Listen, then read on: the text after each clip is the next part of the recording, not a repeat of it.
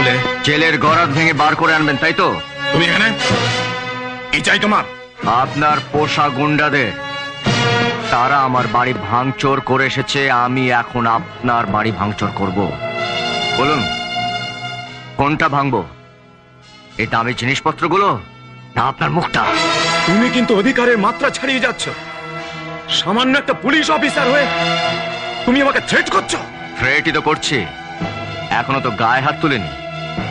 রানা মিত্রকে ভয় দেখিয়ে কেউ কোনোদিনও কোনো কাজ করতে পারেনি, পারবে না। আমি একজন পুলিশ অফিসার, আমার কাছে একটা এমএলএ আর সাধারণ মানুষ এক। প্রয়োজন হলে আমি আপনাকে আর আপনার ছেলেকে জেলের ঘানি টানাতেও পিছপা হব না। এই ইন্সপেক্টর, মুখ সামলে কথা বল। এই, আমাকে না সামলে নিজের বাবাকে সামলাও। আর শোনো, যে গুন্ডারা আমার বাবার গায়ে হাত তুলেছে, গুন্ডাদের সঙ্গে তাদের পান্ডাকেও কোমরে দড়ি পরিয়ে যদি হাজতে চালান করতে না পারি, তাহলে আমার নাম রানা মিত্র নয়।